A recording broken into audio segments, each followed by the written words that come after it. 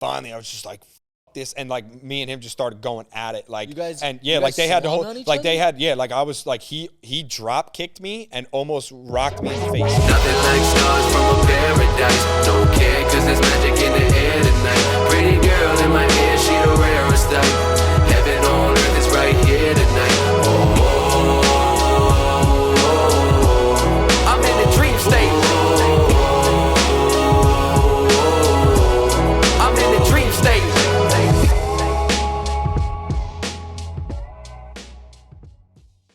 What do we got? How we doing, huh? What do we got? What the f is good? How we feeling? Feeling like a million. This is pretty special, this episode. I will say that right now. Yeah. I had to rock the Jordan 1 Chicagos for this one. Yeah. I only rock dunks. However, we have been saying it. 2023 Jordan year. 1 year. 1 year. 1 year. 8/25/23. The people will Chicago. soon know Chicago. what that means, but I will make sure that 8/25/23 lives in fruition of what we said it would be. 100%. There's no other way. People will know. We're not going to explain it now. We'll explain during the podcast. But I want to start right with what you're doing right now, because we have a lot of history, obviously, you know, you and myself. We go back. In high school, we became really close through a lot of different things. And, you know, there's so much to be said, so many stories to tell. But I want to start where you are right now, because it's pretty amazing. Like I said, even in the intro, I didn't even mention it, but you've shot for people like Designer. You've shot for Sierra. You've shot for other big names. You know, you got your boy Rob Law that you've been shooting for. He's dope. Il Nicky, he's dope. I mean, so many good people, and got to work with a lot of cool people since you've been out in L.A. So I guess just take us through, and for the people that don't know you, some of the people that know me through Reds and may not know from home, you know, what you're doing right now and where you're at. Yeah, so I basically run my own business, which is video and photo. I do that amongst a million other things. An actor. But yeah, so basically when I first moved out there, I was like, I moved out there to be an actor. I was in an acting class, and I was like, how do I make extra money? Like, I was working in a restaurant, just grinding away. The grind. And I was like, how do I make extra money? And I was like, oh, well, I can edit a little bit. So maybe I can, you know, film somebody's music video. I went to somebody I knew that was an artist, and I was like, hey, can I film your music video? Like, you know, I'll do it for super cheap. Yeah. And they were like, have you done it before? I was like, oh, yeah. Yeah. Yeah, I'm really good at it. I've never done it before. So I did it, and it turned out really good. And, yeah, here we are like 5 years later. Yeah, I've just, you know, been running this video photo thing for like 5 years. And just, yeah, built up all these relationships, like you said. Like, you know, over time, you're in the right room. You're meeting the right people. And if you're doing something for a while, you know, things just happen naturally. And I think that's, as far as the names that you mentioned, those all just happened like naturally, you know, just being friends with the right people. And, you know, as everyone says, it's who you know, it's not what you know. So just being fun to work with has basically gotten me all those opportunities, like, you know, having good relationships. And then they'll say, hey, we got, like the Designer thing, for instance, I became close with this production company, and they said, hey, we got Designer coming in, and, you know, we got this backdrop set up. We want you to come in and take photos of them. It's going to be really quick. I was like, all right, say less. Brought all my lighting. You know, a lot of people would just be like, all right, we're just going to take a couple photos. I brought all my lighting and made it, you know, super vibey, super legit, and just happened to get a couple good ones, a couple good photos. Yeah, and I'd say. Yeah, I mean, I've just been, you know, doing the photos, videos. It's just one of my many passions. So I didn't realize you went out there initially for acting. That's correct. So so taking it back a little bit here, you go to George Mason University, and you were, was acting or anything like this on your mind at that point, No. or were you trying to go a different direction? Not at all. What were you at college for? Like, what were you trying to pursue at that time? Yeah, my stories. It's unmatched. Oh, here we are. It's unfathomable. It's unmatched in history. That's why we're here explaining it to the people, because the world needs to hear this. In history. Yes. So what were you doing there? Like, So, what was the plan? Okay, so basically my entire life, I didn't know what the fuck I wanted to do. Okay. Basically my entire high school, most people in high school, they're like, well, I wouldn't say most people, but a lot of smart people in high school, they're like, okay, I'm going to get good grades. I'm going to study I want to go to this good school so I can be a lawyer or whatever it is. And they kind of have an idea what they want to do. So me, in high school, all I wanted to do was to be social. All I wanted to do was to have fun and be friends with people and make people laugh. Like, I just thrived on making people laugh in class, and like, I didn't give a shit about schoolwork. Although, like, you know, I'm a smart enough guy that my grades were good. Yeah. But I, you know, didn't really care. And I didn't know what the fuck I wanted to do. And so, you know, college comes around. Most people are like, oh, I want to go to this school because it'll help me. Like I said, I'm like, I don't know what the fuck I wanted to do. Nothing. I have no idea. And so, you know, my mom's like, oh, go here. Like, it's a great school. Like, all right, fuck it. I'll go here. So I went to George Mason University. Same thing. I'm doing I was in business school. Really not easy. Business school, you know, like I could have done some fucking communications bullshit. Yeah, just coasted through. Just fucking coasted through, but no disrespect to all the no communication disrespect to you communicators. To you communicators, I have no disrespect to you guys at all. Communicators, yeah. But no disrespect. So I was in business school, and it was super tough. I was taking like fucking math classes. I'm terrible at math, and I'm doing like super hard math, really hard shit that I'll never use, have never used, will never use. Okay. And so I'm in the last semester of business school, and I'm like, I have extra credits because I had, you know, done all my core classes like right away. And I'm like, oh, I'll take a photography class. I'll take an acting class. I took a fucking pistol marksmanship class in Virginia, electric. Absolutely. Yeah, I'm out there on the range, just popping rounds off for fun, literally for class credits. Uh-huh. But anyway, I was a sniper. That's besides the point. But yeah. So I took this acting class, and I was like, dude, what is this? Yeah. And first of all, why didn't any of my family members like tell me that my sister is an actress? My mom was a producer. My dad was a director. No one was like, hey, maybe you should be a director. Try this out. Maybe you should act. Maybe you should. I mean, you know, to my mom's credit, you know, I did like commercial stuff when I was a kid or whatever, but I guess that idea wasn't in my mind. But I took the class, and I was like, yo, what is this? Yeah, acting? okay. And I was like, this is sweet. Like, this is awesome. And I took the photography class. I was like, this is fucking cool too. Yeah. And I didn't know that I was like about to be a photographer. I didn't even take that class really that seriously. I was like, oh, this is cool or whatever. But anyway, like, you know, that ended school, and I was like, damn, like my whole world basically got turned upside down. I was like, why? I just did this. I finished college, and I'm realizing now at the very end that I should be in a creative field, like not in like, you know, working a 9-to-5 or like working in a cubicle. Yeah. No disrespect to you cubes out there. Either. No. But anyway, so then a year went by, and I'm like figuring out what to do. And then I was like, I think I got to move to LA and just figure it out, because LA is kind of where all the creative people go. My sister was already out there, so I had someone out there, and I was like, I'm just going to send it. So I just, found a Facebook roommate. I went on Facebook and just found like basically a frat house out there. Yeah. Moved into some fucking frat house out there. Yep. And just made it work. Just started getting after it. So you just picked up after college, once you realized 9-to-5 ain't for me, I'm not going to do this, and go out there, you find a spot to live. How many people were in that house? Was it 4? Okay, so yeah, it was a couple people living in there. I was living on the ground on an air mattress. Dude. Yeah, that's 100% how you have to do it though. At first, you have to grind. You have to go after. It was rough, bro. Yeah, but it was expensive too. But of course, LA is expensive. We were just looking last night. at the 1-bedroom spot. It's 1 year. Insanely expensive. 1 year, $825, $23. $825. But going back to what you said, the whole creative thing, like I've known since high school that you were always funny. You were always outgoing. Yeah. That there was always like a creative part to you. But in high school, I remember you were just basically like, yeah, I think I'm just going to do business. Like, that's my thing. Like, we were in the Academy of Finance. Shout out to Mr. Driscoll, the man, John Driscoll, absolute legend.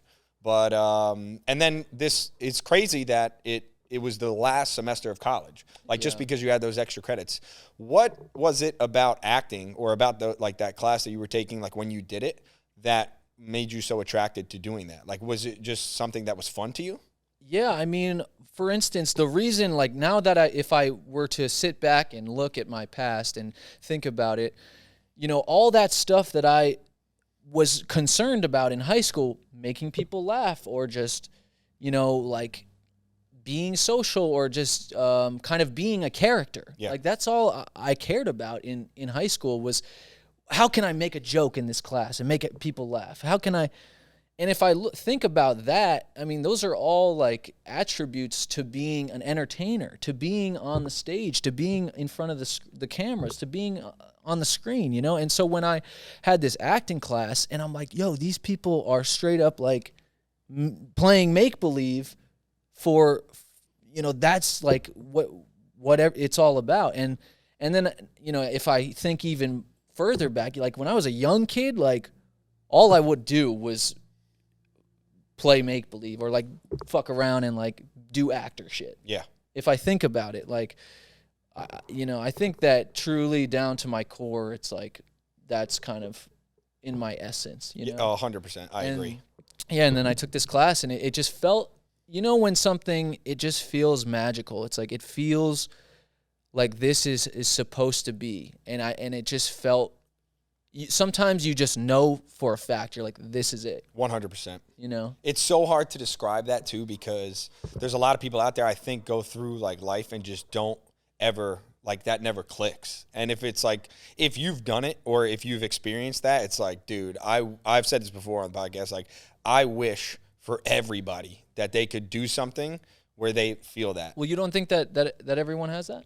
You think that people are living a complacent life or something? 100%. Yeah. I mean, people. I'm sure that's true. People go through life. Why do you think so many things, like even just podcasts or like these clips that go viral of like inspirational things that people say are so evident right now? It's because people are doing things that they don't want to be doing. And again, it's actually tough. So I talked about this with Geo Baker on the first podcast, and we were talking about, like, I think it comes down to, you know, trying different things, because a lot of people are just going through, and a lot of people don't even know, like, some people don't have any idea, but if you try out different things, you know, outside of whatever your normal responsibilities are, because again, people do have responsibilities. Like, we talk about the whole 9-to-5 thing, like, that wasn't for me either.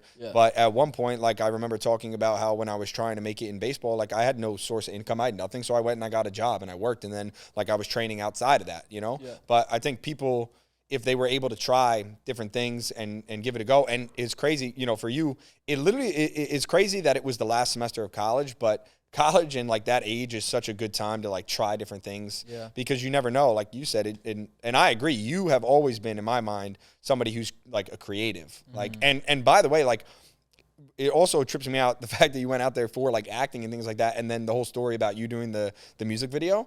Because if you look at like your music videos now and what you've been able to accomplish, all the editing, like how you have everything set up, like those videos are unbelievable. It's unbelievable what you've been able to do. And that was all self-taught? All self-taught, yeah. All self-taught. I never went to film school or anything. I just, you know, originally I just started making edits of like stock footage because I was like, I just had an urge. Gotta render files, dog. Just want to render. You have to render files, dog. Bro. I literally said, Corey's sitting here, is like, yeah, rendering will help, and you're like, dude, rendering does nothing. Rendering, it absolutely. That's incorrect. Dude, rendering does. Listen, like, I don't care. Like, all the videographers out there, I get it. Right. Yeah. I'm saying you're right. Yeah. Rendering. Yeah, I've never been wrong, so it makes sense, especially arguing with you. I've never been wrong. Oh, whatever. That's a sidebar. We don't need to talk about rendering. We need to render files. But anyway, correct. Go ahead. Where was I? Talking about how you self-taught yourself. Yeah. So I just wanted to edit stuff, or like I'd have a GoPro and just like be in the ocean, like bodyboarding or whatever, and I would just edit together like montages. So I just always had like an urge to edit. And yeah, like I said, when I was like, I think I could like film like an actual video and like make some money off of it. And like I said, never did it before. And yeah, I just self-taught, just gave it a shot, pun intended. and then it turned out like pretty good. I looked at the video afterwards. I was like, this isn't bad.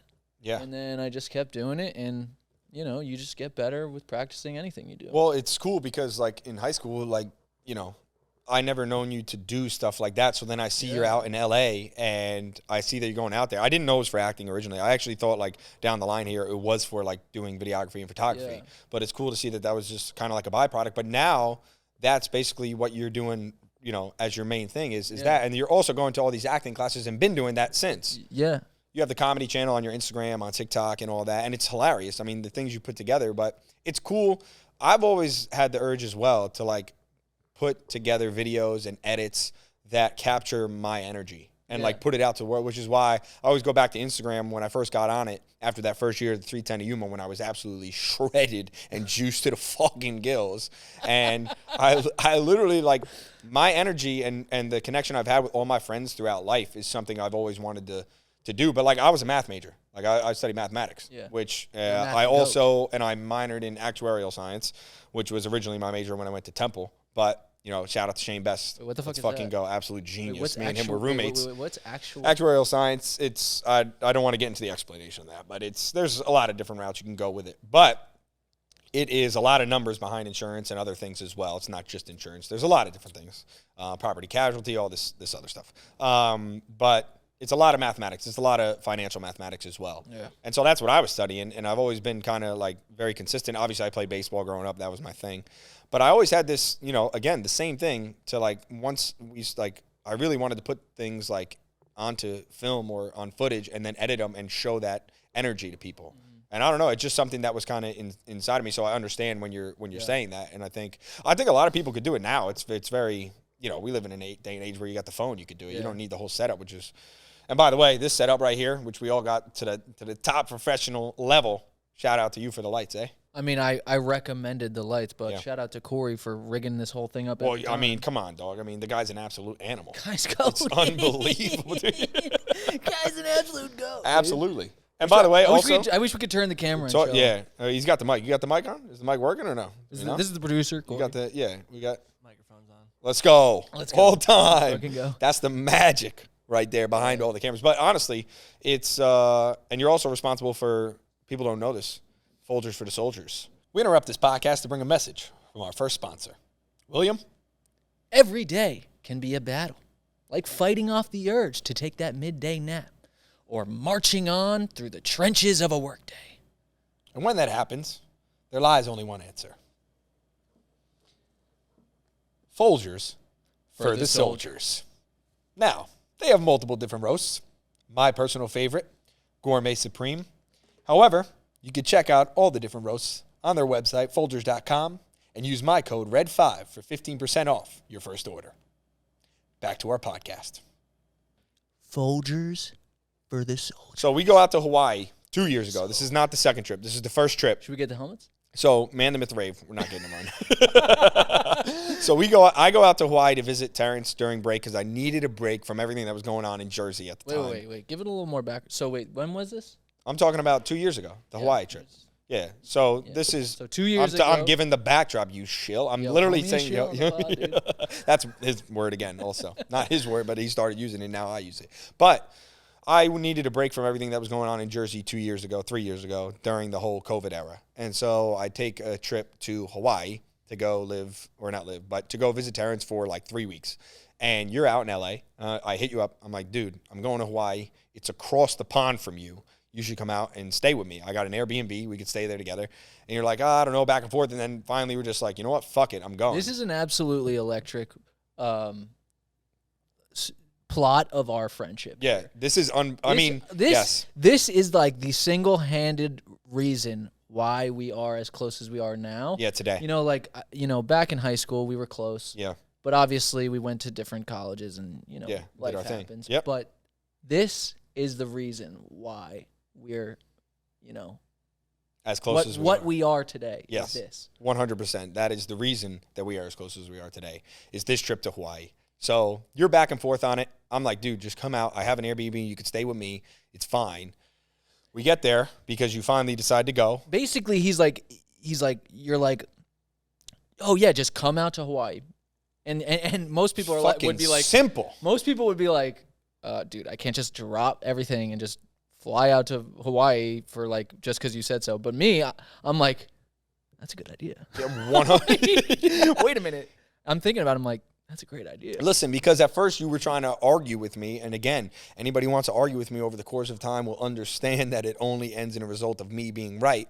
I was right. I was correct. The thing about it is all the points I made were true, and okay, so it made sense. But so the thing about it is too is like I said, like we've always been boys, but like we weren't this close at the time, and like you're just like you know we've always been close. That is true, yeah. And you're just like come out and stay with me in Hawaii, and I'm like absolutely, like I'm down, like. But most people, you know, before we're this close, would be like, oh, I don't know. I'm like, well, we're boys. We've been boys forever. Fuck it, it's gonna be dope. Yo, come out and stay with me. Like you're right. And he's saying, and you're saying, stay with me, like, you know, not like get a separate hotel. Like you're like, come. You were so gracious to say, stay with me in my room. Like 100%.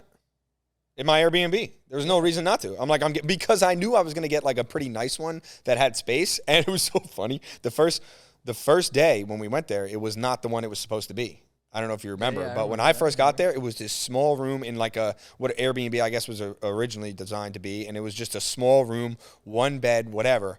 And I think we had to stay in a makeshift setup for like the first few days. And then they finally moved us into the right one. And it was so much space and it was perfect. And Terrence had already lived out there. He was at his apartment that we stayed at the second time around we went.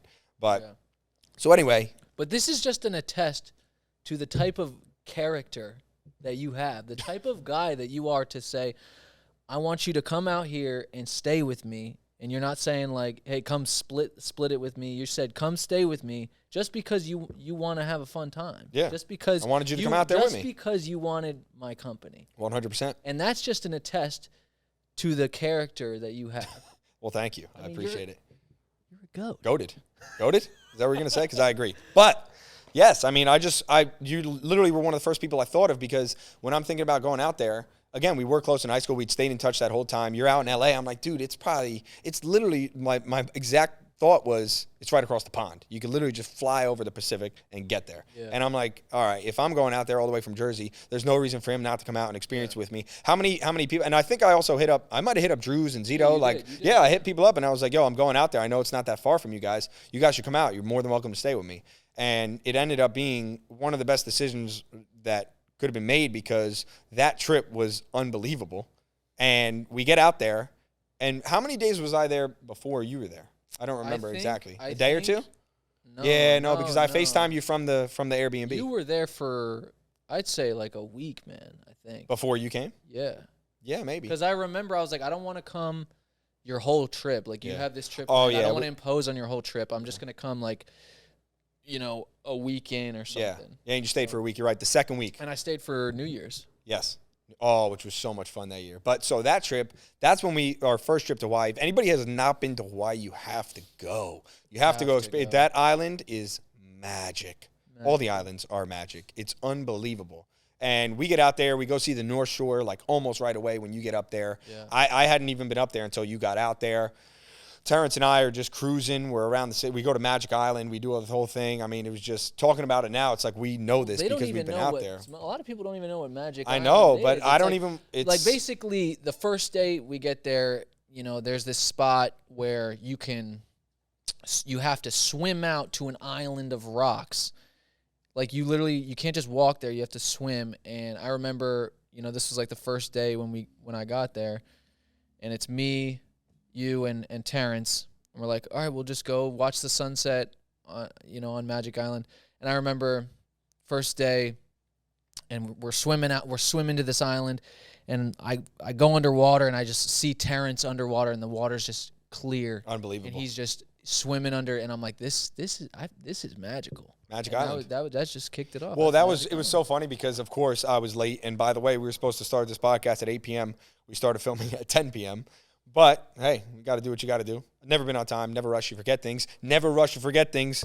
The watch that this man got me says it has an engraved under the face of the watch. That's right. It's my number one rule of life.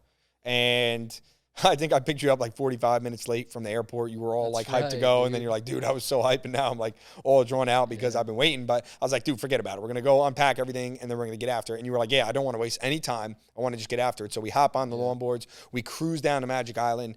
And then, of course, like that's in town, like in Honolulu, Magic Island. Yeah. And then we go and see the North Shore, which is unbelievable. We stop in Haleiwa and we go see all that. And, you know, it was just, and that's where we meet Matt Cat. Shout out to Matt Cat.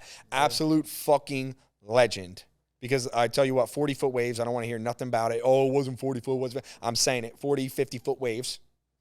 And he just cruises out there to shoot these guys. Yeah. And again, it's kind of funny, like all the videographers and the creatives and photographers that I've been able to like become friends with over time. And in my opinion, you guys are all at the top level of the game. Like I don't know many people doing it better than you guys. And to meet him out there in Hawaii when he's from our area, it was just crazy. He had known Terrence, he knows Corey. And so let's just preface this. We go out there, and while we're out there, the week you come out, the first trip, there's a swell at Pipe. And so Terrence is like, yo, we have to go watch. Like, you're going to see it's going to be a different vibe when we get out there. Because we had been Keikis. We've been going to Keikis. So, Keikis? So we've been going to Keikis as the beach, like at the North Shore that we were chilling at. And then Terrence is like, we're going down to Pipe to watch this swell. And all the pro surfers were in town for that. They were all up at the North Shore, ready to go. And these waves are massive. I mean, these are the waves that they take pictures of and videos of and put it in magazines, on YouTube, on the videos, in the movies. It was unbelievable. And I just remember being down at the water with our girl Fabiana. Shout out to Fabiana. Oh my. And Matt Cat comes down and he's about to swim out there. I didn't know that at the time. He goes, you coming out with me? And he's just got flippers and a massive camera. Got his, goggles, whatever. I'm like, you're going out there? And he goes, I'm going to shoot. And he just, bang, charges out, no hands, nothing, has the camera in front of him like this, just going with the flippers, and he's charging these 40-foot waves, and he's just going to shoot, like he's going to just float out there and shoot the surfers. And that was like, I was like, this dude is an absolute legend. He's out there, and then he comes back in, and it was cool that we were out there to like experience that actual part of Hawaii, because everybody thinks about that when they think about Hawaii, like the North Shore is like really what you picture it as. I like being in town, like Honolulu is a city, they call it a town in Hawaii, but it's just unbelievable there, and it's literally just like a city but tropical. Yeah. It was cool, and we got to cruise all around it and experience that. I think getting to experience both. What was your favorite, or what is your favorite? Like, which do you prefer? Would you prefer going to the North Shore? Would you prefer like being in town? Do you I prefer the North Shore. Yeah. Because, like you said, the North Shore is just like a different energy. It's like, because you're experiencing Mother Nature to an extent that you rarely see. Yep.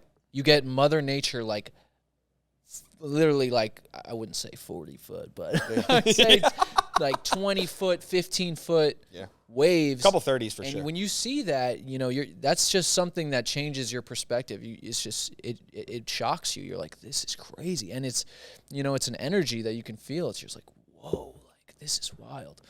And so, yeah, I prefer the North Shore. I'm a big wave guy. I like, and I'm not the best surfer ever, but I just love the ocean.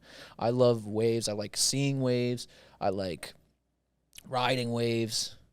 I like everything about it. Smoking waves. Well, well, we were out there. I remember we at Keikis so we were there in the wintertime, which is when the North Shore fires off.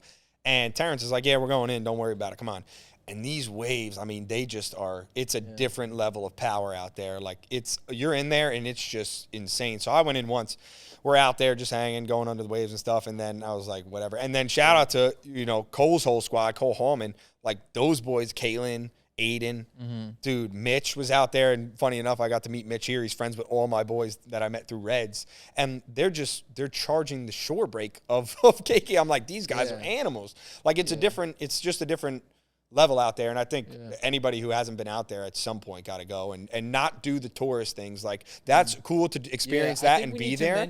But I think we need to mention that, so you and I have been to Hawaii twice, and we visited Terrence. Yes. Yep. And we stayed.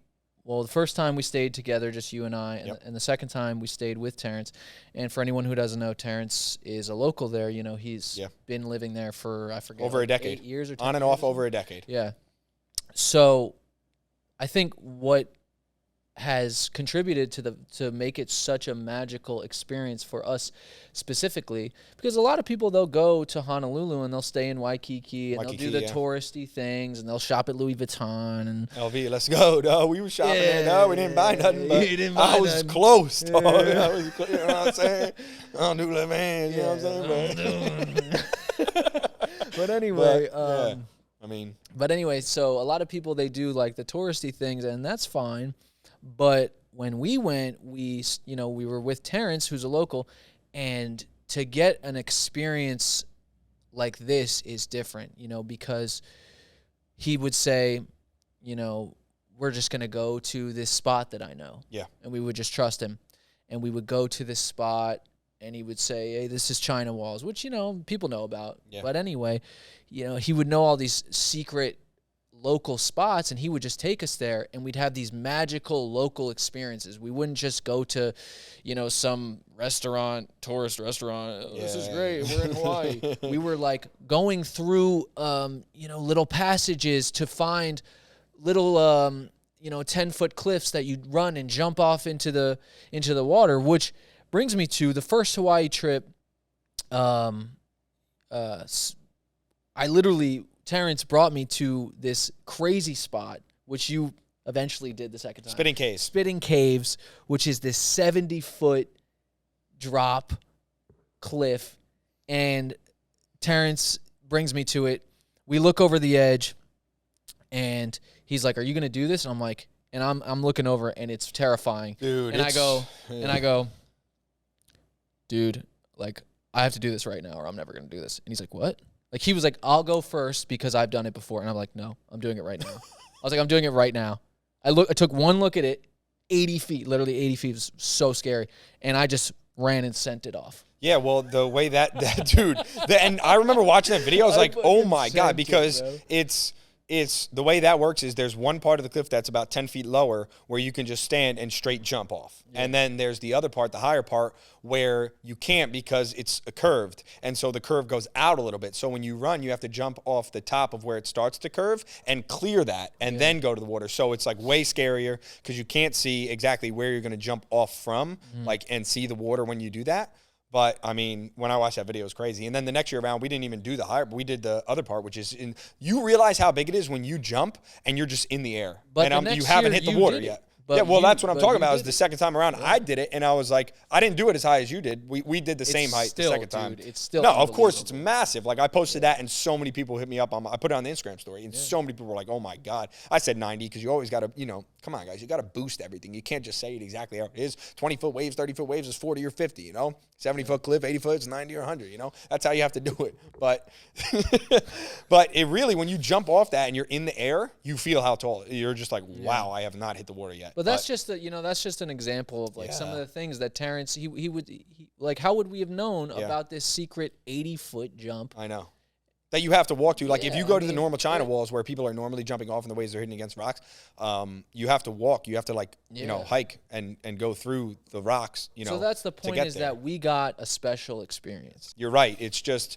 most people are going to Hawaii and they're doing the Waikiki and the experience of the tourists and stuff, which is cool and it's fun to be around there. But if you live there, like getting to go there and actually live there, not just visit, is like unbelievable. And if you're going there, I'd recommend going for like 2 weeks and really getting that experience, like finding someone who can show you where all those things are, because you get to see things that you normally would never get to see if you're doing stuff like that. We should talk about, like what about that first Hawaii trip got us so close, or like what about it, or like what happened? Yeah, I mean, well, when we first went out there, it was just for the reason I went there was to get a break from what was going on in New Jersey, because it was so everything was like control. Everybody at the top was all control heavy, like they wanted control, and it was during this whole COVID era, and we all know what went down that past year. I don't want to get into it. We all know. If you don't know, read a fucking book. So I needed to get away and I needed a break while we were closed here at Reds. And because we closed for winter break, we're very much a college bar where it follows that schedule. So I was just going for a vacation, told you to come out there. We get out there, and what's even crazier is the whole Kid Cudi aspect of this. when Kid Cudi dropped Man on the Moon 3, which I talked about in the podcast with Brant Wolf. Unbelievable. This guy right here, Will Raver, has been a Cudi monster fan since high school. Has been on, his wave and following him for so long. And I originally was not a fan of Cudi. And then I saw him in concert, and I started listening to the music, and I really hopped on board. And while we're out there, it just had to be destiny that he drops Man on the Moon 3, The Chosen. And every single day we would wake up, we'd get into the rental car, plug the phone in, and play Sad People. Absolutely. Where do you rank Sad People on Kid Cudi's all-time hits? Top 10, easy, I think. Maybe top 5. Top 10, I don't know about top 5. Okay. It is a phenomenal song. Yeah. It's definitely my favorite off that new album, but you would know he's got like some of the stuff from the past, like from some of his early stuff is some like that saved people's lives. Yeah, 100%. Yeah. That's some like untouchable stuff. So I wouldn't say top 5, but top 10 for sure. You would know better than I for sure because you it's really all been opinion following. Anyway. But this is a complete sidebar. Yeah, this is a complete side note. But anyway, why don't you tell why you think we ended up becoming so much closer? Well, after I think that trip? First of all, this is also gonna go back to our origin as well. Okay. I think when we were friends in high school, I always felt that there was I can't put my finger on it, but there was a special bond between us. 100%. And I think what it is we both had a certain electricity about us. Yep. I've, like I said earlier, wanted to make people laugh, and I'm just an energetic person. I like, it's just the way that I operate. I like, entertaining and make people laugh and just being silly and being, the class clown at the time. And you were the most electric person also in high school. You were like, the number one fan. You were like the guy at the basketball games, like front row, like, That's which almost you still exact. do to this day, but 100%. You were just so electric, and I found a special bond in that with you because I think we just, for some reason, we just got each other. Yeah. We just understood each other I don't know what it was. It's still to this day, like even last night when we were just sitting on the couch, all the time we just laugh and we don't say anything. It's like we have this special, bond that I don't know what it is. It's I think people who have experienced this with somebody who's one of their best friends will understand what you're talking about because it really is something that you can't explain. Yeah. And there's really no, reason that there is a higher reason that it happened, but there's no particular reason, because think about how many people you meet in the course of life, how many people we knew in high school, how many people we were also close with. They don't always get as close as me and you have become over these past couple years, and even in high school when we were. And I'd always save you a seat next to me at the football games, and I think even that is, and I don't know why you would save a seat, you would. So you were the number one fan at all the basketball games. You were going nuts. Yep. Going nuts. People, football, basketball, everyone hockey. knows Red. He's electric. Yep. But at these basketball games, he was pumped out of his fucking mind. Yeah. Out of his mind. And he would save me a seat next to him. Like the stands would be packed, and there would be a seat next to him. Absolutely. I'd walk in and there'd be a seat next to him and he would save it for me. And I think, I don't know why you did, obviously we talked about it, but I think the reason why is because you knew that I could match that electricity and I could bring that electricity that was needed to sit next to you. Yep. And so there was that. But I think just to go back and just to finish it off, so we always had, this bond, this just special essence about us. And when you invited me to Hawaii, I was like, we've never lived together, obviously, but that bond is still there. And, I think it's going to be great. And I got there, mind you, we were staying in a little studio apartment basically a shoebox. Yeah. We're staying in a shoebox. The second one was pretty big. It was all right. Yeah, it wasn't not bad. to William. But what I'm saying is, like, it's not like we had separate rooms. Like, we're in a shoebox. Yep. And so we were forced to spend time together.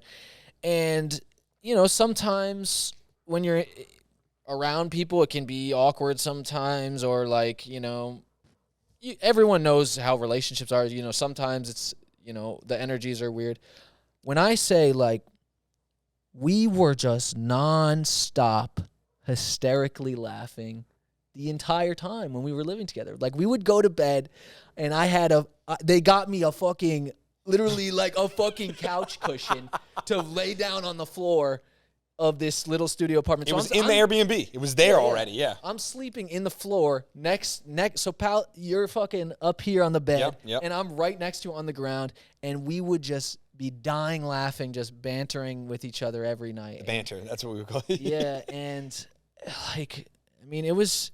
Well, it's just like when you have that close friend or a group of friends that you hang out with, and like you could literally just sit there in silence and it would be like you'd be having a good time. Like, that's the best. And I think what I learned during that Hawaii trip, like, I don't know, it was automatic. As soon as I picked you up and we started vibing, like, there was just some magic about that trip. And I think Hawaii has that effect on a lot of people, which is why I'm saying, like, you really need to go. But for us, we just got to experience all of those things, which are not things you really can experience unless you're out there.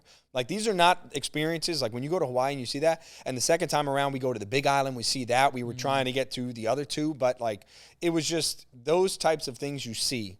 The feeling you get when you are in that, like, space and when you're experiencing those things, it's you can't explain it. And when you get to do that with somebody, especially someone who was close to you, like, and then you stayed in contact with, I mean, like, for us to be as close as friends as we were and then get even closer, that really speaks to not just, like, us, us two in our relationship, but it speaks to the island out there and what it can do. And then, of course, with Terrence, like, Terrence and I have been best friends since we were younger. Like, since he transferred to our elementary school in, like, 5th grade, me and him had been friends. And it's funny, like, one of the first times we ever met each other, we fought at the park. And then after, like, people don't know that. It's like, we were playing football, pick up football at the park.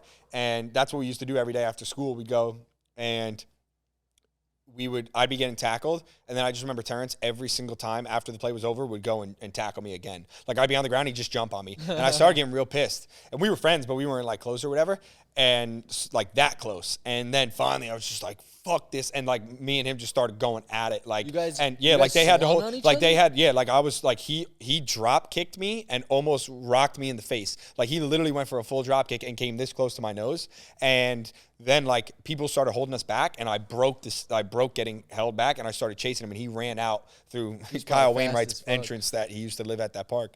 And it was just like the next day we showed up to school, and it was just like we were best friends again. But really? and then of course, we skated with each other every day. Like, it wasn't like, so, but people don't know that story. But I grew up with Terrence, and, like, him being able to show us all that stuff and then us go through it together again, it speaks to the magic of that island. Yeah. And, I think having Terrence is that third piece. And one day we will dive into that whole second trip, because a lot of people don't know the real reason we were out there.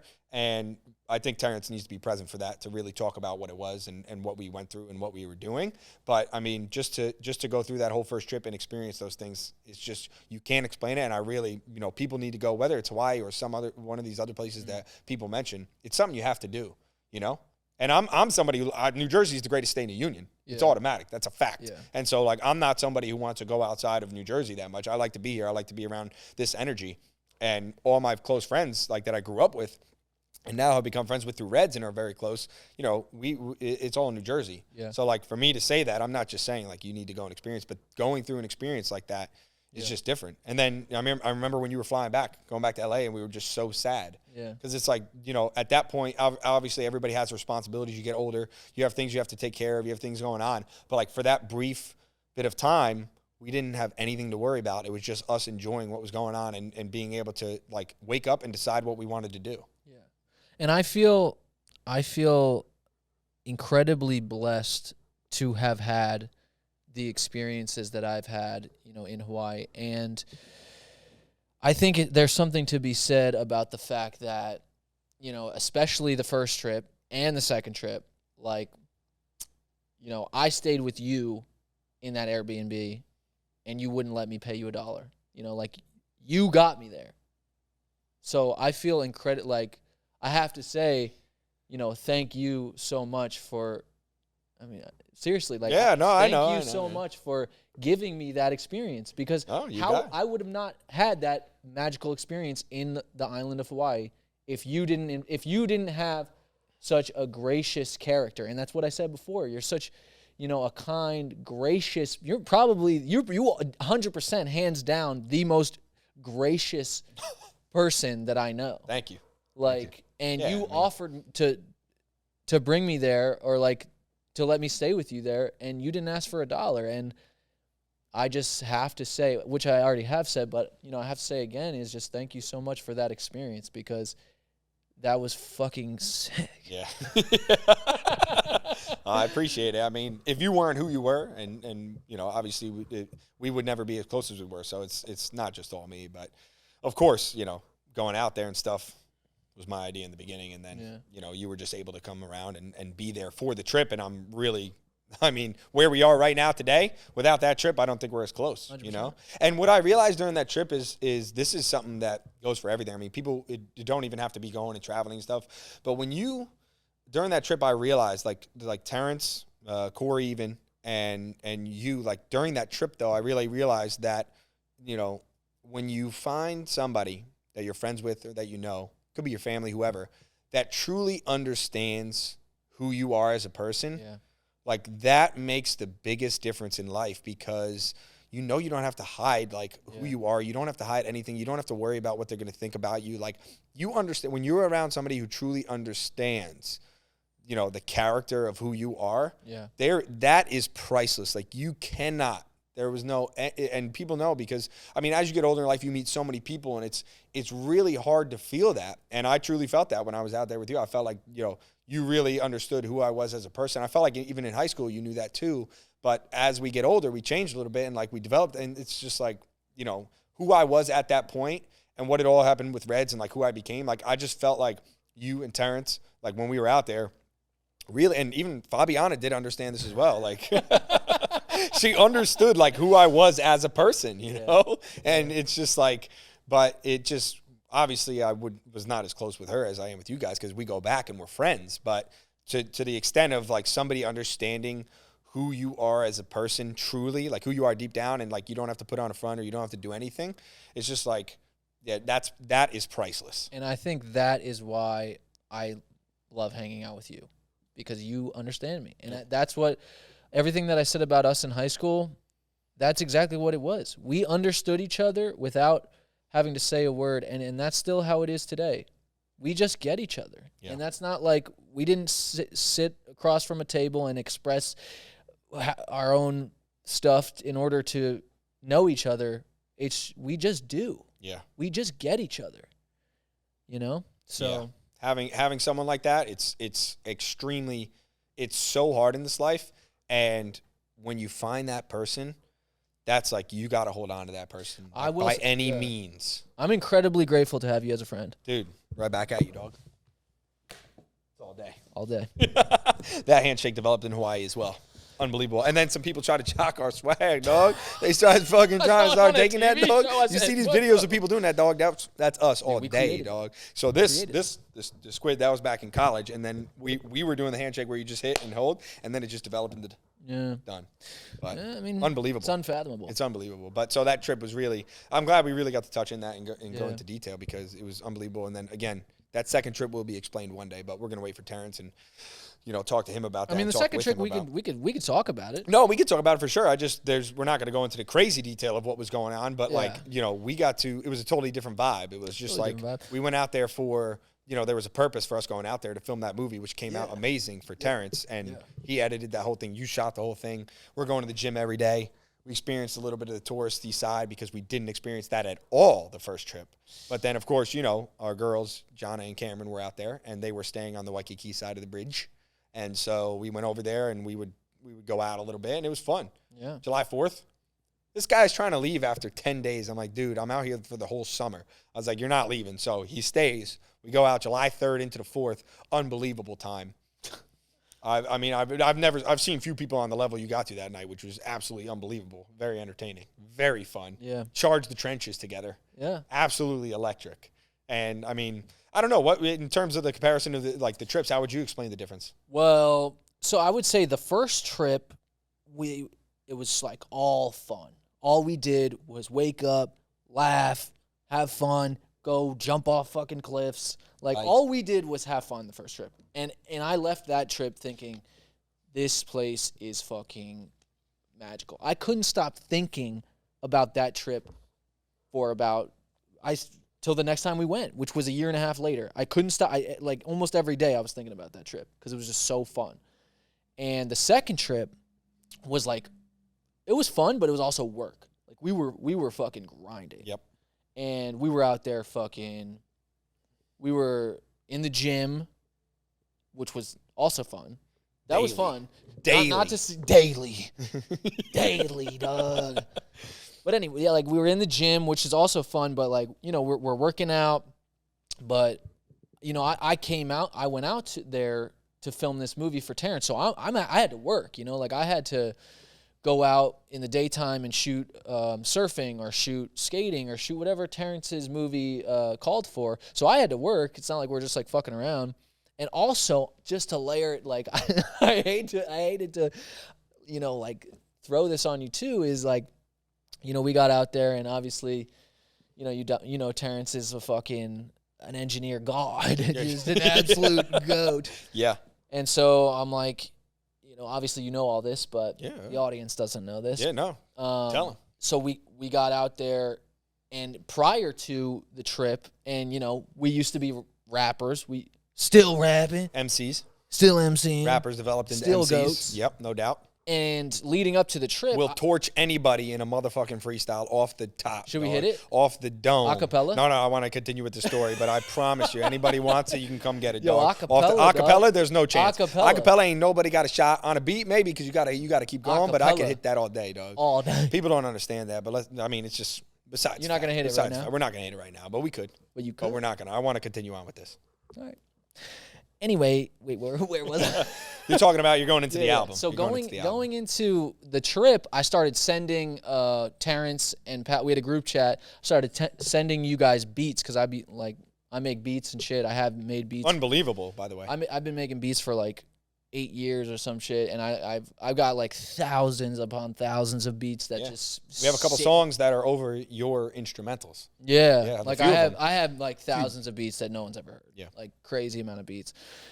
But then, like, so we were leading up to this trip, and I was making all these beats, and I started sending them to you guys. And then, like, Terrence is the biggest, like, hype man. He's the biggest, like, because I make all these beats, but no one is ever there to say, oh, that one's tight, or this one is the one. And I would send him in the group chat, and Terrence would be like, oh, this beat is sick. That This is true. the Yeah, one." okay. He was yeah. the driver. Like, Yeah. he would drive and say, oh, this, because once, you know, I have so many that once he picked it, I was like, okay, we'll run with this one. So anyway, I started making all these beats leading up to the trip, and then we get there. For the movie, right? Or was it No. because didn't he say though in the chat, like, he's like, I think we could use these for. Yeah, he mentioned like we could use some of your beats for the movie. But it was just to make music, basically, is what we're saying. Like, you're saying when he started hyping that up, it was him hyping up like, we're gonna make music when you get out here. Yeah, pretty much. Yeah. I like even called him like separately, and I was like, dude, like we could even like make music, and he's like, absolutely. I wish people could have seen what the hell you were like out there with this music, because I wasn't even planning on making music when we got out there. Like, I was just going to be out there for the summer, and then you come in hot with all these beats and everything, and I was like, yeah, and then you really drove it in, like, you were just like, yo, we're going to make this album, and you start firing just these verses and all these things over these instrumentals, start really, like, fine-tuning all the instrumentals, and then you're like, dude, I need a verse. Like, I need you to hop on this. I need you to be on it. I need you to be on it. I'm like, Jesus fucking Christ. And I'm like, all right, I guess I'm going to fucking hop on it. And I had already had a verse, actually, I hadn't written. You know, I'm removed from the music game. Like, believe me, I'm not in this game anymore. But you know, from time to time when we link up, we could kick it all day. And so when that energy's back together, and again, going back to the thing, like when you're with somebody who really understands you, like, we could just rock. And so, like, I had a verse that I had written through, like, the past, like, it was over like a course of like 6 months I had been writing, and it was a long verse. I spit it for you guys when I was out there. You guys, that's crazy. And so one of the instrumentals ends up working that I could use part of that verse. And I originally wrote it to, what was the instrumental that I wrote? What's the difference? What's the difference? Dr. Dre and Eminem. And so I had this whole verse written out that followed kind of the way that beat like grew during the song. And then we were sitting down, and this is how we work together always. It's like when you came up with that beat and the instrumental, and I was like, yeah, I could definitely spit it over this. We sit down, and this guy's in the corner of the room just all day for a while. Like, we'd hit the gym, he'd go film, and then he'd come back, and he'd sit at the table with the fucking headphones on, and he'd just be dialed in working on the instrumentals. And so finally we came to this instrumental that you wanted me to hop on the song. I was like, all right, well, the beat needs to build like it does in What's the Difference?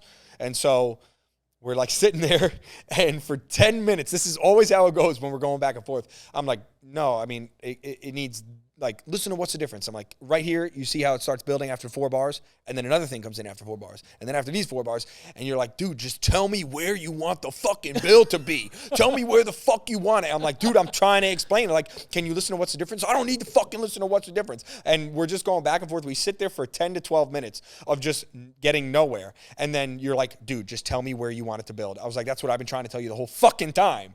And so I point out the exact spots in the instrumental where you need to build it, like, based on how I wanted it. And then 10 minutes later, after I just left the table and was just sitting in my room or whatever, you open the door, you're like, I got it. And I'm like, you got it? I was like, it's been almost no time at all. We throw it on, absolute fire. And for anybody who doesn't know, because you all don't know, that instrumental is the intro instrumental to this podcast and the outro instrumental. It's a song called Dreamstate. And I have it in the description of every single episode so far. His Instagram is plugged because I put the producer, Will Raver. And that is the song. And so we used the instrumental of the chorus, which ended up being insane. So it's kind of crazy that it worked out to be that for the Reddcast as well. And that song was unbelievable. That was like a classic song that you and I would put together. Like, that song is just hard. Oh, man, that's a great fucking song. Unbelievable. And like you said, it's so funny because sometimes, like, you know, producers know, like, sometimes the best songs, like, are like that. And we had that argument. We were running in circles in the argument about the beat. Went absolutely nowhere. And then after the argument, but the thing about it was you were right. Well, I mean, come on. He's never been wrong. Obviously. He's never been wrong. Obviously, I was right. But we got to say this. You knew what I was saying. Yeah. But it was like, that's the thing, is like, you knew what I wanted. Yeah. You just needed to know where it was. That's why it was frustrating, because you're like, I know what you're saying. Stop trying to explain why. Like, stop trying to explain what you want. Just tell me where. And then that was, your creative took over. So, like, you were right to say the beat needs to build, every section needs to build. And I was like, that's a good idea. And then I went in and I literally made this, like, fixed the beat, like, had all these different sections in like 10 minutes, and I was like, whoa, like, this shit is fucking gas, especially the hook part. Like, I found this like this synth thing, and it like just worked really perfectly on the hook part, and I was like, damn, this is fucking gas. And then I was like, all right, well, we gotta fucking write to this. And then I wrote this fucking, I'm pretty proud of that hook, I'm not gonna lie. The hook is fucking it really sounds amazing. And the verse, of course, I took part of the verse that I had for written, and there's a lot of emotion in that. And so it just worked out perfect. And it's just like the opener, it just energy. It's just perfect. So, I mean, you smashed that. Yeah, I mean, it's absolute fire. Like, it was cool because we had that conversation. You were like, are you sure you want me to be like the first verse on the album, like on your album? And I was like, yes, dude. That's exactly what I want. That's exactly what I want, because, you know, everyone in our community knows, like, that you can fucking spit. Like, all the kids we went to high school with, they college, know. They know. They know. And to just kick in the door of the fucking the old school and be like, guess who's back, motherfuckers? Yeah. It's Pals, you know? And that was the name of the instrumental. Pals is back. Yes. That's literally what I named the instrumental before I wrote the song. Yep. Pals is back. And he kicked in the door to that fucking verse and just went in. But that's because it was... But ain't nothing to stack cash. Here's the keys to the bank. Yo, it's all day.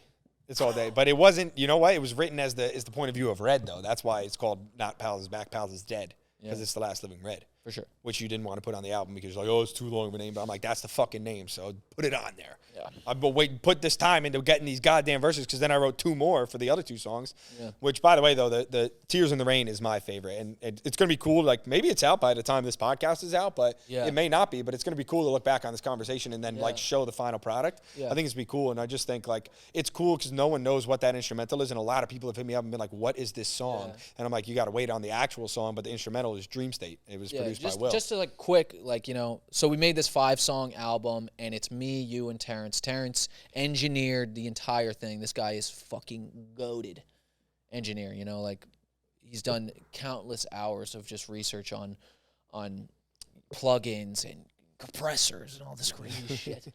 It's really unbelievable. So he recorded us and mixed the whole thing. I produced the entire thing. It's only 5 songs, and then I was like the coach too. I was like, pals, you gotta hit this verse, and like, Terrence, you gotta hit this. And Terrence just, actually, no, I didn't even coach Terrence. Yeah. Like, not to say I had any influence on your verses, but I was just like motivating you. Yeah. But Terrence would just come back, like, and be like, look at this, and it would be a recorded hook, just a hook on this beat that I made. I'm like, yo, this. Yeah, we'd get back from the gym, and it was just like he was in the lab, like, working on it. And I mentioned this before about, like, the whole, and I think this also attributes to what you're doing right now, like, because you work for yourself, like, you own your own company, and, like, the grind. Like, Terrence just would sit there all day and work, and it was just crazy. Again, the whole point of that movie was to show people what he was doing out there, but he worked 14 hours a day. It was just like, he's not getting paid by anybody. He's doing it for himself. Yeah. And so people don't see that, but it's so crazy that people attribute value to, like, what you're doing or what you're making, and it's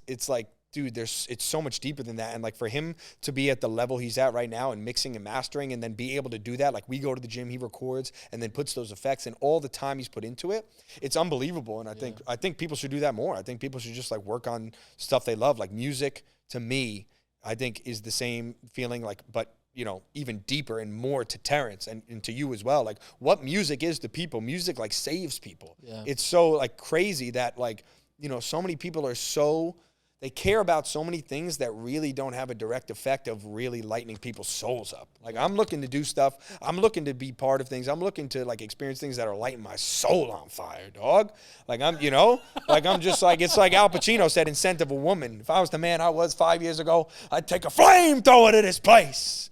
Out of order. That's a classic. Who the hell you talking to?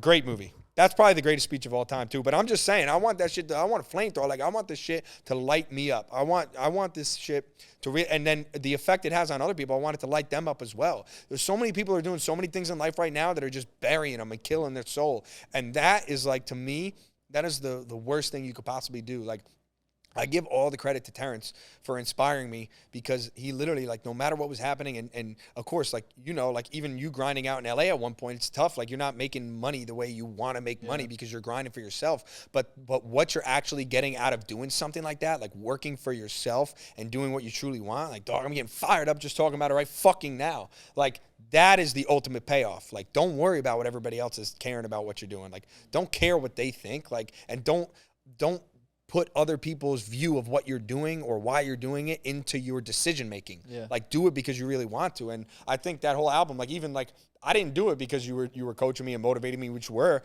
I did it because I did want to do it. And as much as you were getting frustrated because you were going to leave before the verse was finished, I was like, dog, I ain't going to rush it. I said, listen, never rush. You forget things. That's my number one rule of fucking life. He's like, you got to get the fucking verse done before I go. I'm like, listen, dog, it ain't going to fucking happen. I'm going to put up 110s on a fucking incline bench. I'm not fucking doing this verse right now. And what happened? I told you I was going to have the verse done. I had the verse done. And those 3 songs are absolute fire. Like, there once was a man who could... There once was hey, yo, there once was a... It's unbelievable. But, like, it's just funny. I can't wait to clip all this stuff, like, once those songs are out, and then link it to the songs, like, because we're just fucking spinning it, like, you know, we're hanging out right now. But that it's true. Like, it was just unbelievable. I'm so happy that we did that. I think that ended up becoming a major part of the trip. And of course, Terrence used those songs for the movie, and it was just like, when we were out there, we're like, yo, we're in a dream state, like, and that became the name of the album, Dreamstate. And just to go off what you said about, like, you want to, like, fire people up, that's exactly what you do. And I'm sure you know that, but, like, you know, just to get an outside perspective, like, just to hear it from someone who is not yourself, because I don't know if we've talked about this really, but that's exactly what you do.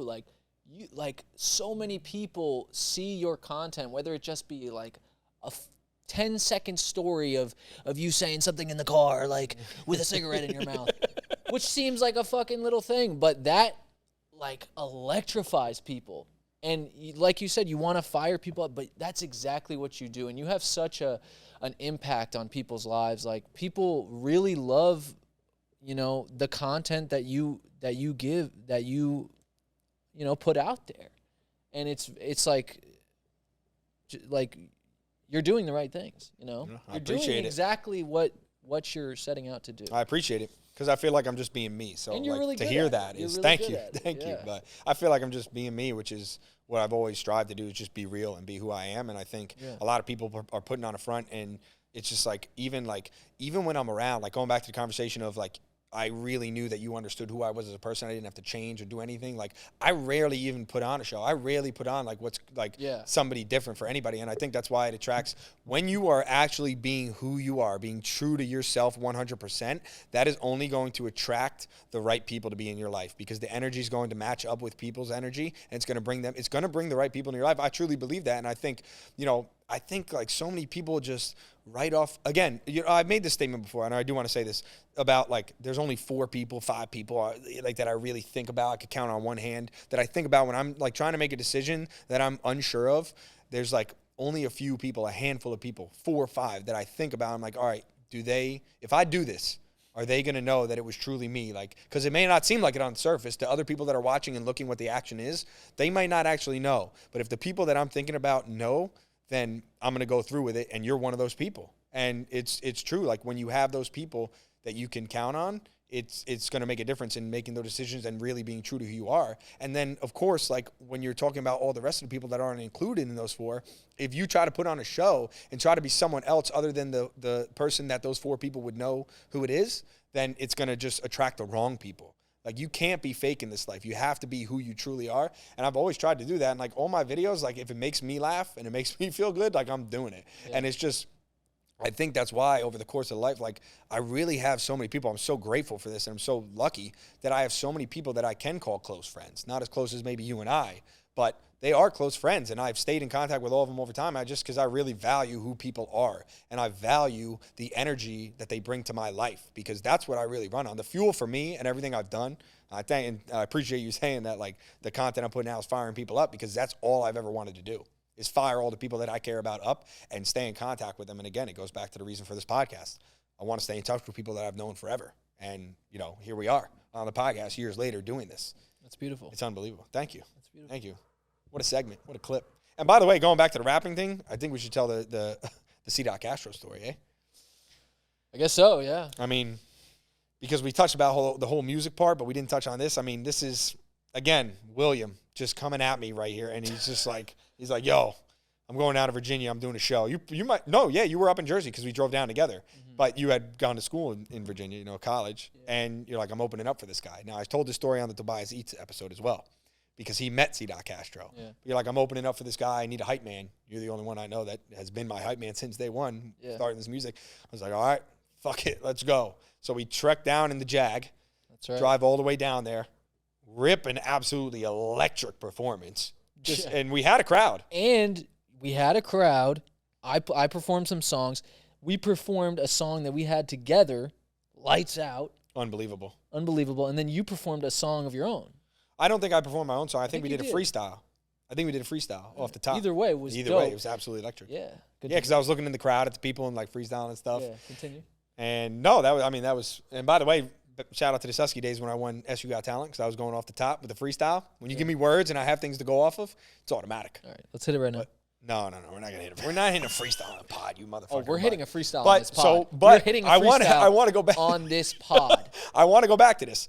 We open up, and then we go outside, and you're like, yeah, the main guy is C. Castro, and we didn't really know who he was, but we had looked him up prior just to get a feel of like what was going on, and then we see him walking in, and we're like, yo, and then you dropped one of the illest freestyles, I think. I mean, it's still online if people want to go watch it. I think it's on YouTube, but it was just unbelievable. And so we and then now to see where he's gone since then, like, he's one of Logic's guys. He's part of the Rat Pack. Like, he's on tour right now with Wiz Khalifa and Logic, or was when they were on tour. Yeah, it's pretty cool.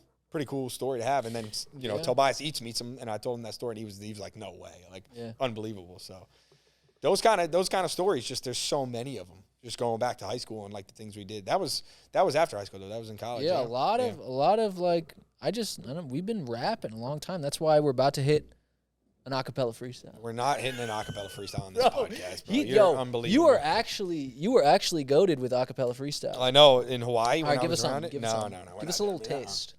A little taste. I ain't doing it for free. People got to pay me. I mean, people got to. You're paid to be here. I'm paid to. This is only just coming out of my pockets. Anything we're doing with this right now. So, go. You got. All right, go. Go ahead. Yeah, I got the dusty kicks. That leads me into something right now that you fucking said that. I'm glad I made you do that. Listen. Yo, wait, you're gonna leave me stranded on this freestyle island, dog? That wasn't even. He was joking around anyway. That wasn't real, no real. But listen, I need to say this. Listen, you referenced the dusty kicks, right? So this guy is into drip, right? He's into style. He's got the Supreme jacket on right now. You see, he got me into watch. He's got me this Nixon watch, nice watch. He's been into style for a while. He's been rocking the Supreme since day one. And so, as people don't know, but I have explained earlier in this podcast, 2023 is Jordan year. So we talk about how 8/25/23 cars getting packed up. I'm driving across the country to LA. Shout out to Archive 333 for hitting me up with this shirt. Absolutely unbelievable. But we talk about I'm going to pack the car up, all the podcast equipment, video cameras, everything, speakers, subs, packing it up, driving across. Yeah, well, Corey's going to have to come because he has to shoot the podcast, so it's automatic there. And we're packing it up. We're driving across, going to LA.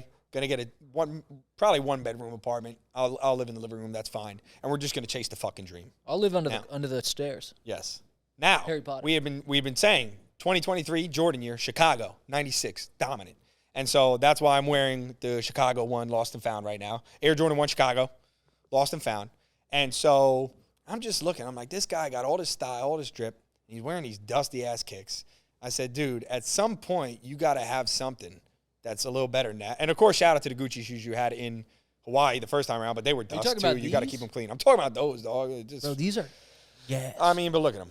But you got to keep them clean, bro. And so I got a little something for Mr. Will Raver here that he doesn't know about. But I had to get him something. So, Corey, if you would. Stop. No. Listen, let me see this real quick. No. We're doing this live on the pod. No. Give me this. All right. So you don't know what it is. Dog, it's covered in the sheet. But listen, what I want to say about this. 8/25/23 Jordan year, Chicago. These were an absolute must. So I'm gonna hand this over to you, and you can unwrap it and check out what it is. Come on. Why would he do this? Just you don't even know what it is. Why would he do this? Could be nothing. Take it. Why do Take this? It. All right, check it out. Dude. Just check it out. You haven't even seen what it is. Could be a fucking picture. For all you know. This is too much. All right, well, check it out, bro. This is too much. Let's see what you got. Oh, man. I can't believe this. All right, Oh, so now. God. What is this? Go ahead. Check it out. Got some wrappers here. Oh, God. And so it must be. Let's go. Dude. They're the same ones he had. Yes. Jordan 1 Chicago, Lost and Found. 1 year. 2022. Jordan.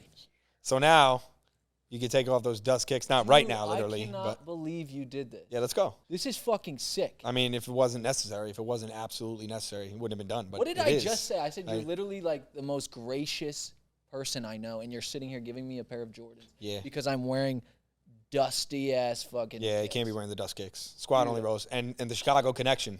I wore them. This is the first time I'm wearing them. I'm taking them off the dead stock shelf, and I'm wearing them for this pod. Whoa. And so I had to get you a pair. Dude. Like, Let me see these. I just want to educate the people on these. You got the Jordan 1 Chicago, Lost and Found 2022. Unbelievable. These things are so clean. This actually matches my current outfit.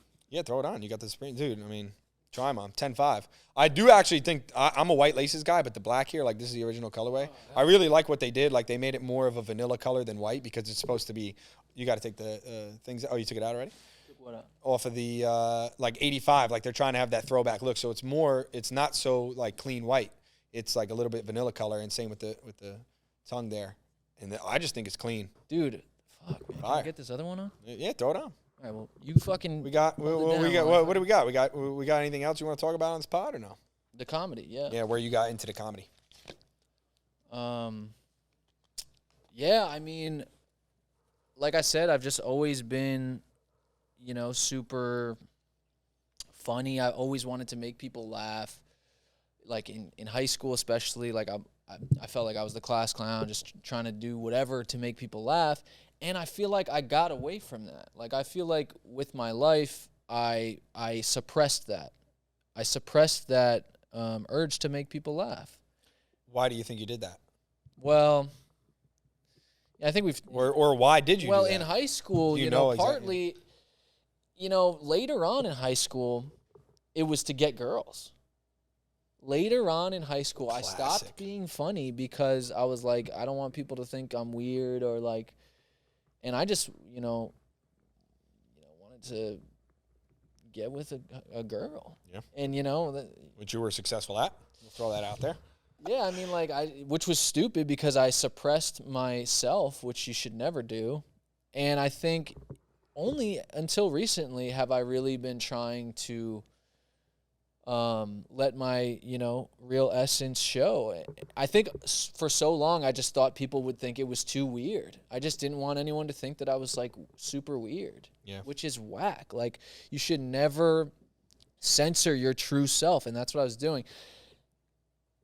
And I think because I was so focused on being a videographer and an artist in that sense, I didn't really have the time as well to do that. And I just thought, what the fuck? Like, I need to get back to my true essence and at least just throw some shit on the internet and see what happens. And I've just been making these videos, and obviously I don't have a large following, but people think it's funny. It's hilarious. People think it's funny. It's and absolutely that's hilarious. the main thing, like you said, is just impacting people. And people are always DMing me and messaging me saying how funny it is, or like how this is so funny, or whatever it is that is affecting them. And that just means the world to me. Like that's what, like you said, just lights the fire, Yeah, I think it goes back to just being who you really are. I think that's good for people to hear that too. It's like, this is real. Like people do like hide doing the things that they love to do or being the way they want to be because they're scared of what other people are going to think or what they're going to say or what effect it's going to have. You're not going to get any girls, like, because everybody thinks you're a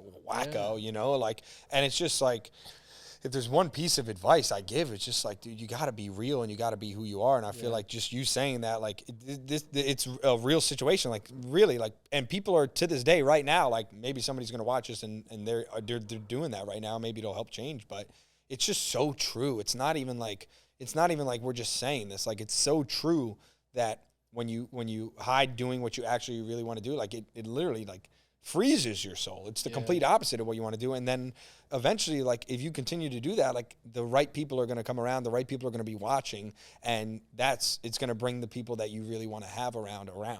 I think that's the major kicker. And I think the payoff of having one person that really knows who you are and you could call like a true best friend, a brother, sister, whatever, it's like, that is priceless. And I mean, it really, the way I see it, like, you started doing that comedy and all this stuff, and like all the people that we were close friends with in high school and everybody, like, they just loved it.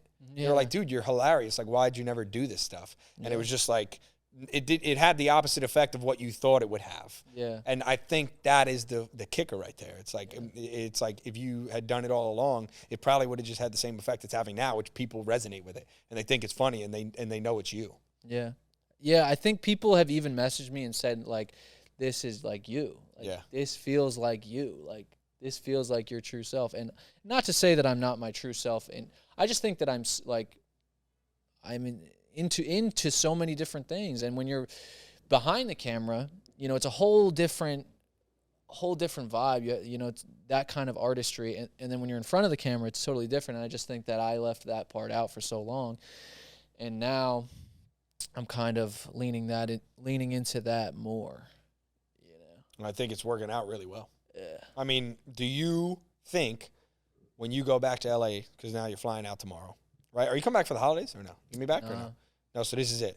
First stint until I drive across the country and see you 8/25/23. Yeah. With Corey. And do you think that is something that you're going to continue to try to push as you go and work? Because is your main focus or your main way of making money is to do the videography and photography still? So my main income is the video and the photos, but I've been focusing heavily on acting and Yeah. all that stuff. You know, I've been doing I just got done with a comedy intensive class, which was crazy intense, like just how much time you had to put into it. I just got done with a short film. I'm doing improv at the Groundlings, which is like, you know, one of the best improv schools in the country. So I'm at it, dude. I'm fucking grinding. You're getting dude. after it. Yeah. I mean, one could say I'm like Bucky Lassick, just grinding. That is a fucking throwback. You know, that dude is goated. I mean, just Bucky call me Lassick? Bucky, dude. Dog. Yeah. That's a real shout out. Shout out to Bucky Lassick. Yeah, I mean. Absolute legend. Yeah, pro skater too, you know. Yo, talk about skate when I would fucking come to your house every day and we'd play skate, the original game where you actually had to do the tricks with the analog stick. Yeah. Unbelievable. Goated game. That's a goated game. And then Skate 2 and then Harder Than You Think by Public Enemy on the fucking trailer. Dude, that thing was unbelievable. I'll never forget that. Xbox was a big part of the whole high school. People and all our friend group would hop on Xbox after if we weren't going to Eggy's house. Remember, Chad, we would go to Eggy's house every day. But if not, we would all hop on Xbox. We'd be playing Halo 3, I think was the big one at that time. 3, Call of Duty Modern Warfare. See me on Guardian. Yeah. Halo 3, see me on Guardian. Yo, Guardian? Come Yo. on, dog. Only, yeah. Maybe Mola could I'm all about on Guardian. I'm all about the plasma grenades because I wasn't the best one-on-one. But if we were going heads up, dog. But that's the thing is like dude. I wouldn't miss. See the me stick. with the VR, If you bro. killed me though, like I wouldn't miss the stick, so the plasma would catch you. It was just like I had to get one kill before you killed me, and I had the game because every time you killed me, I'd stick you with a plasma grenade. You wouldn't stick me. Yeah, You'd dog, never all day. I took W. Bro, I'm dog. unstickable. Took W. I'm unstickable. Every time, victory. Mine. Guardian, dog. Top Bro, floor. People are gonna, dude. That era of See me on the bottom, Xbox, too. that was a golden era of gaming. This was before like Twitch and streaming was big. We'd be on Xbox, everybody just talking shit to each other in the chat room. It's unbelievable. Yeah. You were goated though. I've been a But when it goat. came to skate though, I mean, I'm too goated. Try to push me off a cliff. but dude floated Dude floated. all time. Listen, this has been an unbelievable podcast, 100%. and I just want to say, you know, you said, "Oh, I'm the most gracious person. Thank you, whatever." Thank you for being who you are, because if you were not who you are, it would not have inspired me to be exactly who I am. And so, you know, who I am right now, I'm extremely thankful for, and I attribute that to friends that are as close to me as you are. And so, I thank you, appreciate that, bro. and thank you for coming to do the podcast. We had this on schedule for a while. My pleasure, man. This has been a blast. Unbelievable. Yeah. All right. With that, and you can find him everywhere. Will Raver? Yeah, Will Raver, at Will Raver, or if you are interested in laughing and seeing some comedy, Yep. at Will Raver Show, because that's my show. That stuff is absolutely hilarious. Yeah. But also, I mean, I think people really need to check out the photography and the videography, like the music videos that you have been putting together. Like those are unbelievable. And of course, all those will be plugged in the description, but you know, all the places where you could find those. So I think people need to check it out. Absolutely. All right. Thank you. Hell of a podcast at Reds. 100%. Let's fucking go. 100%. 100%. In Orleans, fire all day. Fire all day. And with that, we're out. Let's go. Wow.